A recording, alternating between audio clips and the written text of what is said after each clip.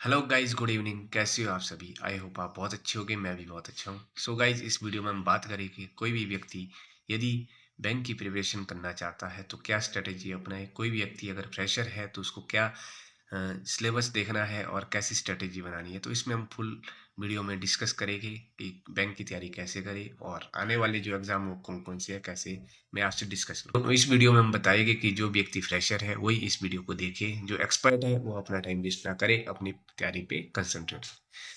तो हम बता दें कि इस वीडियो में हम आरआरबी, पीओ और क्लर्क पे डिस्कस करेंगे, क्योंकि आने वाले 1-2 महीने के अंदर आरआरबी, पीओ और क्लर्क रहने वाला है। तो उसमें क्या स्ट्रेटेजी अपनाएं और क्या-क्या चीज़ें पढ़ें, कैसा सिलेबस रहेगा। तो करते हैं प्रेजेंटेशन की फॉर्म में इसको शुरू करते हैं। तो आप वीडियो को लाइक कीजिए, शेयर कीजिए और कमेंट कीजिए कि आपको वीडियो कैसे लगेगा और किस कंटेंट पे हम डिस्कस करें और क्या सिलेबस रहने वाला, वो सारी चीज़ें बताएंगे। और साथ में चैनल को सब्सक्राइब कीजिए। तो करते हैं शुरू। सो गाइस, सबसे पहले हम बात करते हैं प्रीलिम्स की। प्रीलिम्स में आरआरबी, पीओ और क्लर्क में क्या आता है। तो इसमें आप देख सकते हैं कि रीजनिंग रहती है, न्यूमेरिकल एबिलिटी, और बस 2 सेक्शन रहेंगे आपके पास। 40-40 मार्क्स के आएंगे और 40-40 क्वेश्चंस होंगे और टोटल जो 80 क्वेश्चंस होंगे और 80 मार्क्स के होंगे। 45 मिनट में दोनों सेक्शन आपको करने पड़ेंगे। कोई भी सेक्शनल टाइम नहीं होगी, आपको 45 दिया जाएगा और मैथ और रीजनिंग आपको दोनों कंबाइन करके एक ही टाइम पे करना पड़ेगा। मतलब 45 को मिनट पे आपको पूरा सिलेबस कवर करना पड़ेगा। तो इस प्रकार से प्रैक्टिस कीजिए ताकि हमारे जो 80 क्वेश्चंस है वो पूरे हो सके। और साथ में इन दोनों की जो आपकी प्रीलिम्स में अगर आप उसकी बात करते हैं कट ऑफ की कितनी रहती है, तो मैक्सिमम बहुत ज़्यादा कट ऑफ जाती है। 74-75 के करीब इसकी कट ऑफ रहती है आउट ऑफ 80। सो गाइज, यदि हम मेंस की बात करें तो मेंस के पेपर में रीजनिंग पेपर आता है और रीजनिंग हो गई, न्यूमेरिकल एबिलिटी, इंग्लिश और हिंदी। आप दोनों में से एक चूज कर सकते हैं, या तो इंग्लिश चूज कीजिए या हिंदी चूज कीजिए। और साथ में जनरल अवेयरनेस रहता है, करंट अफेयर रहते हैं। और साथ में आपका कंप्यूटर नॉलेज भी आपको बहुत ज़रूरी है। उसमें 40 क्वेश्चन आते हैं 20 मार्क्स के, और इंग्लिश में 40 क्वेश्चन आते हैं 40 मार्क्स के, और न्यूमेरिकल एबिलिटी में 40 क्वेश्चन आते हैं 50 मार्क्स के। और जो आपका करंट अफेयर और जनरल अवेयरनेस है उसमें 40 क्वेश्चन आते हैं आपके 40 मार्क्स के। और जो रीजनिंग है आपकी 40 क्वेश्चन है 50 मार्क्स के। तो काफ़ी उसमें सिलेबस ठीक रहता है और आपको तैयारी करने की बहुत ज़्यादा ज़रूरत है। मेंस क्लियर करना बहुत ज़रूरी है।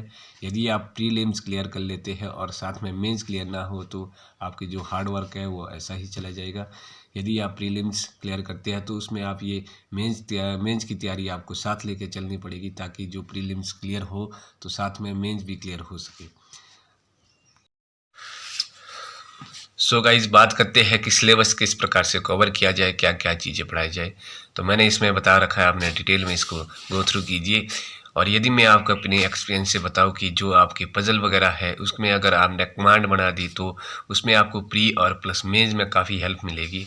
पजल सॉल्व करनी बहुत ज़रूरी है। यदि आपने मेंस क्लियर क्रैक करना है तो उसमें आपको पजल की बहुत ज़्यादा वेटेज मिलेगी।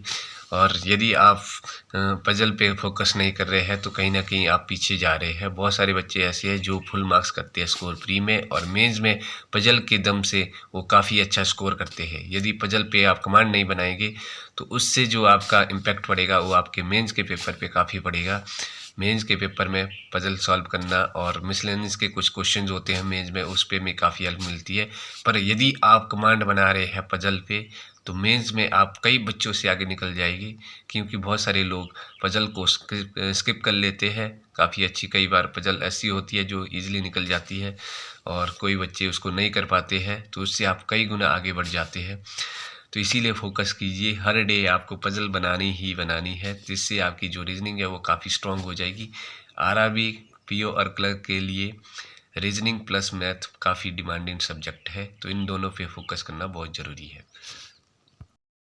सो गाइज, क्वांटिटेटिव एप्टीट्यूड में क्या हैगा कि इसमें आपको डीआई और अर्थमेटिक पे ज़्यादा फोकस करना है, क्योंकि जो आपकी सिंप्लीफिकेशन होती है, नंबर सीरीज़ वगैरह होती है, वो काफ़ी इजी आती है, उसको आप इजीली निकाल सकते हैं। आपको जो कमांड बनानी है वो आपको अर्थमेटिक में बनानी है और डीआई पे बनानी है। इस पे अगर आप ज़्यादा कंसंट्रेट करेंगे तो आपके जो मेंस का पेपर होता है उसमें काफ़ी हेल्प मिलेगी, क्योंकि उसमें अर्थमेटिक के क्वेश्चंस अच्छे आते हैं और डीआई के सेट्स काफ़ी अच्छे आते हैं। इसीलिए हमें फोकस करना पड़ेगा कि ज़्यादा डीआई के सेट्स लगाए और अर्थमेटिक वगैरह करें। ज़्यादा फोकस आप स्पीड पे नहीं करें, एक्यूरेसी पे करें। आपके क्वेश्चन समझ आने चाहिए और उसको आप इजीली क्रैक कर सकते हैं। तो ज़्यादा फोकस आपको डीआई और अर्थमेटिक पे करना पड़ेगा, तभी आप इस आगे काफ़ी अच्छा स्कोर कर सकते हैं, क्योंकि आरआरबी के प्रीलिम्स में अभी अर्थमेटिक अच्छा आता है और उसमें मेंस में काफ़ी अच्छे स्टैंडर्ड के क्वेश्चंस रहते हैं। इसलिए फोकस डीआई सेट्स और आपको अर्थमेटिक पे करना चाहिए। बाकी करंट अफेयर का सिलेबस आप देख सकते हैं क्या क्या चीज़ें पढ़नी है। डेली अपडेट रहिए किसी भी टीचर के साथ। आप जो टीचर आपको अच्छा लगता है उससे आप फॉलो कीजिए और आप करंट अफेयर फॉलो कर सकते हैं किसी से भी। और यहीं इंग्लिश की बात करें, इंग्लिश में भी काफ़ी अच्छा स्कोर कर सकते हैं आप। यदि किसी की इंग्लिश अच्छी है तो आपको रीडिंग पे ज़्यादा फोकस करना पड़ेगा। रीडिंग प्लस आपकी जो अंडरस्टैंडिंग एबिलिटी है वो काफ़ी अच्छी होनी चाहिए, इससे आपका इंग्लिश स्कोर काफ़ी बेटर रह सकता है।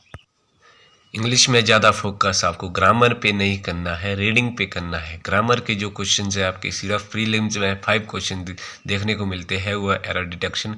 बाकी जो आपके सारे 5 क्वेश्चंस आपको मेंस में मिलेंगे, उसमें भी एरर डिटेक्शन मिलेगा। बाकी जो सारा गेम है वो आपको रीडिंग पे करना पड़ेगा, क्योंकि पैसेज आता है, क्लोज टेस्ट आते हैं, रीअरेंजमेंट आता है। तो आपका जो 80% से 90% जो क्वेश्चंस है वो आपको रीडिंग पे देखने को मिले।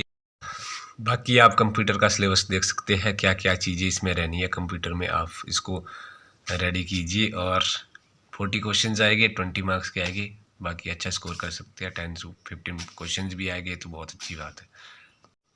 बाकी करंट अफेयर में एक फाइनेंशियल अवेयरनेस होता है और उसमें बैंकिंग के क्वेश्चंस आते हैं, फाइनेंशियल से क्वेश्चंस आते हैं, तो इसको आप रेडी कर सकते हैं। अप टू डेट रहेंगे जब डेली किसी टीचर के साथ, तो वो आपको फाइनेंशियल अवेयरनेस भी करा देगा। सारी चीज़ें आप अप टू डेट रह सकते हैं।